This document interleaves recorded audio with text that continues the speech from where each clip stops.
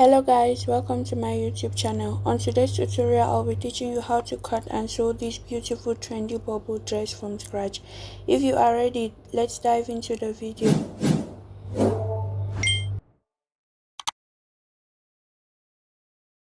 So on your pattern paper from your starting line, the first thing you do is to measure your chest line, you measure your bust point, you measure your under bust, and you measure your waistline and then your hip line. You do the same thing on both sides, and remember I told you that to get your chest line you divide your bust circumference by 6 plus 2,5 so that you remove your shoulder slope. Then after that I went ahead to rule my lines from the hip line to the waistline to the bust point and then to the bust point and then to the chest line, and then after that what I went ahead to do is to measure my shoulder line, right? My shoulder line divided by 2. I measured my neck depth, my neck width, which was 2.5, and then my neck depth, which was 3 inches, and then I went ahead to connect my armhole. What I did next was measure my nipple to nipple divided by 2, which is 3.5, and then I went ahead to rule my line. And after ruling my line, I measured my dart lines, right, which is for my underbust tightening, which is 0.5 on each side. Guys, this is not an adult, this is a teenage dress. So what I did was measure 0.5 on both sides, from the waist to the hip and then to my underbust. Then I went ahead to connect both lines together, as you can see over there. Then I came down from my bust point by 0.5, and I went ahead to take the curvy part of my ruler to connect the points from my underbust to the 0.5 I measured. Then I went ahead to mark my cleavage length, where I want my neckline to start from. After that, I went ahead to mark my nipple to nipple on that neck depth. Then I connected the lines. Then I marked 0.5 inches on both sides of that nipple to nipple. Then I went ahead to connect my lines. Take note that the 0.5 I measured on both sides is to avoid gaping on the neckline while you're wearing the outfit, right? Because it's an open neck, so we need to avoid the gaping on the neckline. Then after that, what I went ahead to do was to connect my last dart line on the neck width that I measured. After connecting that, what I went ahead to do now is to mark 1.5 inch, right? I marked 1.5 inch from the end of the neckline, from the end of where I marked the last dart line, and then I just went ahead. I marked it both at the end, the starting line, and on my neckline. Right after marking that, I went ahead to connect both lines together. Guys, if you don't understand what I'm doing over here, just rewatch the video over and over again, and then you get what I'm talking about. Then after that, I went ahead to connect from that last line to my to the armhole, so as to give me my full armhole over there. After that, I went ahead to my waistline, and then I marked my waist circumference divided by 4, and then I added my extra dart line I took over there, which was 1.5 inch. Then I went ahead to measure on the chest line, and I added the darts that I had taken from there, and I went to the hip line and I did the same thing. After that, I connected both my lines. Like I told you in our previous video, that the front length and the back length are not always the same. So for the difference between my front half length and the back half length, for this one there was a 1 inch difference. So I went ahead to mark that from my bust point, right? I started from my bust point, then I connected my 1 inch from there. Then I went ahead to connect it to the nipple to nipple measurement. Then I went ahead, because I didn't want my bust to start directly on my waistline, so what I did was come down from my waistline by 1 inch, and I wanted the length of my bust to be 4.5. You can take yours 5 inches, you can take 3 inches depending on you. So I wanted mine to be 4.5. I measured the 4.5 from the waistline. Then I went ahead to connect both the points, right? Okay guys, so if you've watched my video up to this point, it means you're definitely enjoying the video. Please press the subscribe button and like my video. Go to the comment section and then type the things you don't understand and the things you want me to do in my next video. So the next thing I went ahead to do was to meet my nipple to nipple measurements, right?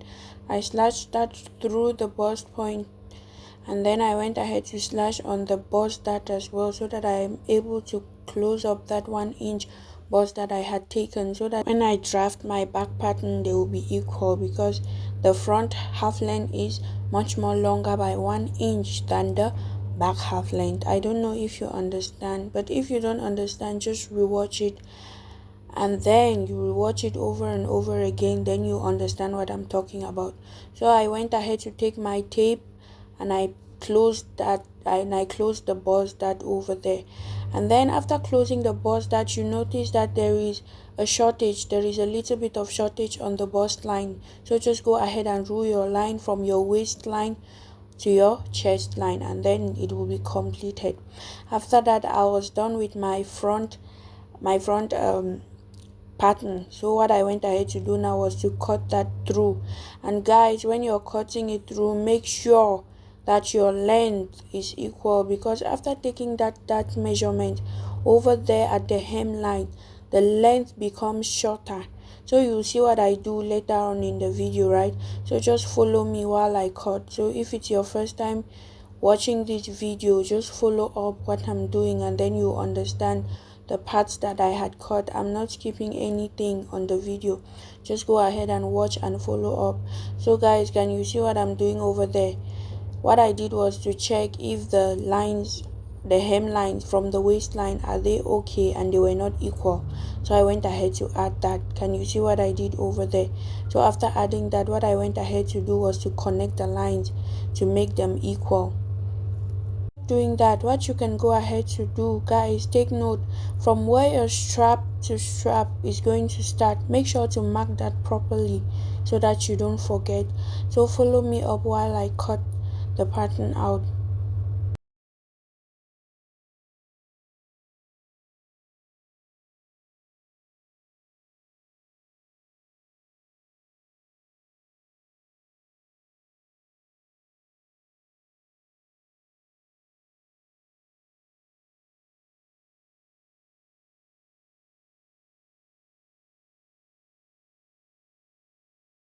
So here my front pattern was completed and done, right? So I went on to the back pattern, and then that's my starting line over there. Went ahead to mark from my starting to my chest, chest to waist, and waist to hip. And then for the back pattern, you don't have any bust point, so no need to measure any bust point over there. Then I went to my armhole, divided the armhole by 2, and then I marked my bust point, divided by 4, and then I went ahead to connect the line to my armhole. After that, I went ahead to measure my nipple to nipple measurements on every side, and then I ruled my line. Then I went ahead to mark 0.5 inch on my waistline on both sides. Then I connected, right? I came down from my chest line by 1 inch, and then I went down from my waistline by 5 inches. Then I went ahead to connect both points, as you can see. Then after that, what I went ahead to do now was just measure my waist divided by 4, hip divided by 4, and then I added my dart lines over there. And then what I went ahead to do was to connect the lines, right? Take note that the back part doesn't have any basque, right? But then we have to add the 1 inch I had added on the front part. Remember the 1 inch, and then I went ahead to connect the lines over there, as you can see. To avoid gaping at the back, I went ahead to take 0.25 inches on the chest line, and then I went ahead to connect that on my dart lines over there, as you can see what I'm doing. After that, I went ahead to cut from the chest line, right? And then I went down, as you can see what I'm doing. Just follow what I'm doing to cut down.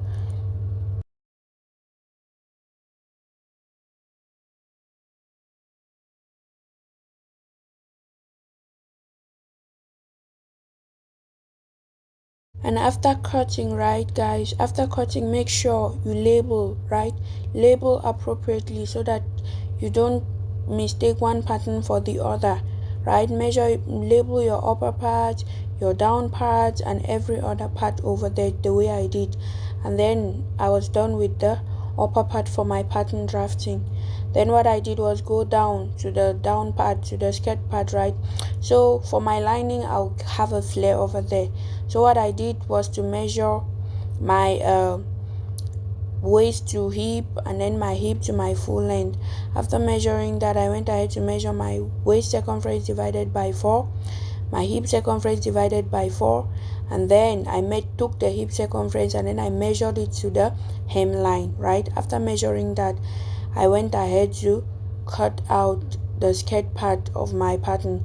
Guys, take note that there are no darts, and I'm going to use the same pattern for the front and the back measurement. After that, what I went ahead to do was to measure my bust waistline, right? I measured the same 4.5 inch the way I did on the front part, and then after that I measured the 1 inch that I came out by for the front part. After measuring that, I went ahead to roll my line and then cut the 1 inch out, just the way you can see me doing over there. And then from that 1 inch line, I went ahead to connect to my bust waistline.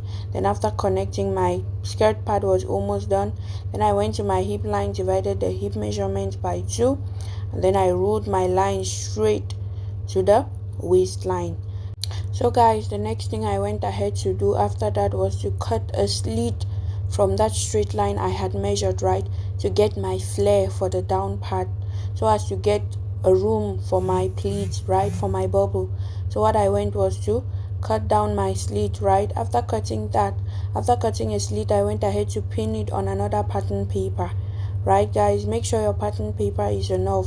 Don't cut the slit up to your waistline, because your waistline has to be the original waist measurement, right? Just look at what I'm doing over there and repeat the same thing. After that, I went ahead to roll a straight line at the hemline, and then what I went ahead to do, because I noticed my pattern was short, as you can see on the midpoint on the center front of my waist, I noticed that the pattern was short, so I went ahead to add extra paper to the center front. After adding the extra paper, what I went ahead to do now was to roll my lines, right? After rolling my lines, as you can see what I'm doing over there, after rolling my lines, I went ahead to cut out that skirt pattern over there, and then our flare skirt was ready for our bubble. Okay guys, so if you don't understand what I did over here, just go ahead, watch on repeat, and then you understand what I did over here, especially for beginners. So after that, I went ahead to remove my pins and then mark the bust waistline, as you can see over there, and then I was done with the pattern drafting. So I will use this pattern both for the front and for the back. So here were my patterns over here. I was done with everything, right? And then what I went ahead to do now, guys, I marked 0.5 inches round my pattern all over, right? After marking the 0.5 inches, I went ahead to cut that out. And guys, take note that on the side front and the side back, you add your extra allowance, right? After adding my extra allowance, I went ahead to cut that out, and here are all my patterns over here. I had both my front pattern and my back pattern over here for the upper part. Then I went ahead to the down part. The first thing I did was to cut my lining part for the skirt, right? So what I went ahead to do right there was to place my skirt part on my lining. After placing the one that I had slit, not the original skirt pattern, I went ahead to use the other one, right? And then I went ahead to cut out, and then I added 2 inches for the side waist, because the person I was making the outfit for was not around. So I went ahead to cut that out, and then after cutting, I removed my pins and separated my front part from the back part, as you can see I'm marking over there. After separating that, what I went ahead to do now was to cut out my bust waistline for the front part, right? Went ahead to roll my line over there and then cut out my bust waistline. Then after cutting my bust waistline, I went ahead to place the pattern again on the front part of my skirt, right? I went ahead, when you're removing that, make sure you remove out your allowance first. So from that bust part, I went ahead to mark 0.5 inch, right, for my allowance on the bust waist, right? I marked 0.5 on every side. After marking the 0.5 inches on every side, I went ahead to roll my line, as you can see what I'm doing over there. And after rolling my line, I went ahead to cut out the bust Just follow what I'm doing and then you understand. And I notched my allowances, and then I removed that, and then we were done with the cutting part of our fabric. So for the main part of our skirt part, right, what I did was to fold my, here is 2.5 yards of satin fabric. I went ahead to fold that out, right, and then I marked the length of my gown, right, and I added 3 inches to that, the length, and then plus 3 inches to that, so that it can form the bubble that you want, right. You can go ahead and cut a flare for that, but the flare must be much more longer than your lining, right. But for me, what I did was to cut the pleated part. So I went ahead to the sewing part, and then I started with the upper part over there. The first thing I did over here was to join the front part, as you can see what I'm doing. So I took my center front and then I attached it to my side front, as you can see, both for the lining and for the main fabric. I attached that, and then I went to my sewing machine, and then I joined every piece of the front part together. Then take note, I didn't add any zipper part right to the back part, because I'm going to add the zip on the side part. The zip will be on the side, guys, right. So after that, I took my center back over there, I cut it on fold, I cut the measurement out on fold, right. And after doing that, what I went ahead to do now, mark my wrong sides, and then I went ahead to join the back parts also. I took the center part and then I joined them together. After joining, I had what you can see in the video over there, both the front and the back parts, the upper parts, right. And then I went to my ironing table and I ironed that out. Guys, make sure to use your tailor's hammer to iron your breast part, so that you can get what you have over there. You can see that the bust part is showing, it's clearly visible. That's my back part over there. I went ahead to join both the linings, and then for the front part, I took my strap, and then I placed it where I wrote that line, right. I placed it on both sides, and then I went ahead to pin that out. After pinning that out, I went to the sewing machine and I joined both the lining and the main fabric together for the upper part. And then after doing that, I had what you can see over there, right. After that, I went ahead to trim the sides and then notch the curvy parts over there, so that to get the seams out properly, right. After trimming that, I went ahead to open that out. That here is the back part, I'm opening it out like the way you can see on the video. And then after that, I also opened my the front part. I went ahead to trim it properly, and then I notched it. After notching that, I went ahead to turn that to the right side. After that, I went ahead to iron it, right. After ironing, can you see that, guys? I didn't do any padding, I didn't do any bust caging, but you can see that my bust came out properly. That's because of proper under bust tightening techniques, right. So if you want your bust to be like this, all you need to do is do proper bust caging, under bust tightening technique, sorry. After that, you can see how neat everything looks, and everything is already coming together. And then you can see that both the wrong part and the right side, they are both looking very neat. Guys, make sure to practice neat work, right. And then after that, I went down to my to the down part. Guys, I used the hard net, right, on my lining part. I went ahead to cut out the same thing I had cut for my skirt part over there, and that's my hard net, as you can see over there. And then I joined my hard net to my lining part, right. I joined my hard net to my lining part, and then I went ahead to sew that on the sewing machine. After joining that, I had what you can see over there, and then I just went ahead to trim the sides that were not proper. And then what I went ahead to do now was to take out my measured the down part, the flare part, right, the hemline of my lining part, so that I know the gathers that I'll make on my main fabric, right. After that, I went ahead to take my main fabric, then I went to the sewing machine, I ran a gather stitch on my fabric. After running that, that's what you can see over there. Then I went ahead to run that gather stitch with right sides facing each other. Are we clear?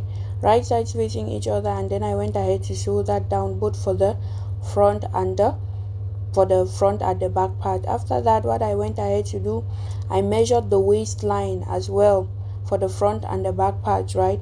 And then I ran another gather stitch, right? After running the gather stitch, I went ahead to join the sides, right sides facing each other still, and then I went ahead to now turn my fabric to the right side, right? Just do what you can see me doing over there. Just rewatch the video, guys, and then you understand what I'm doing. Okay, after doing that, I had my bubble already coming out looking beautiful.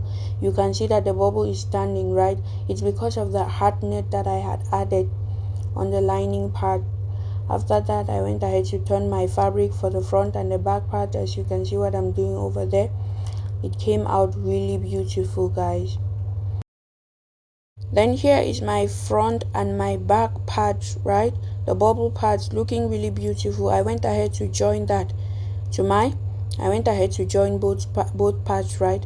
Then after joining that, I had what you can see over there. This one is the front part.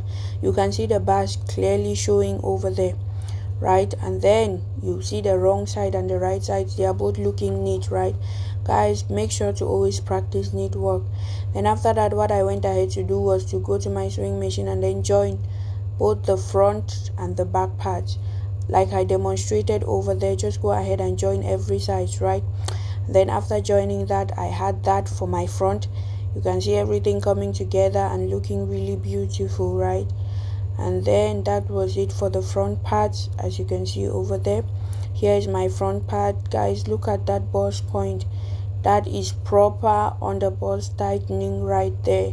It will give you the same thing if you do your proper underbust tightening, right? Then after that, I went ahead to take my measurements for the bust point and then for the waistline. I went ahead to take my measurements and then I joined both sides. As you can see, I joined both sides, right? And then one of the parts, right, one of the sides, I think was the left side, I ran a loose stitch on that and then I ironed that, right? After ironing, I removed the loose stitch so that I can get my zipper point where I'll place my zipper part. Then after ironing, right, like you can see over there, and then after ironing that, I went ahead to remove that loose stitch that you can see me do on the video.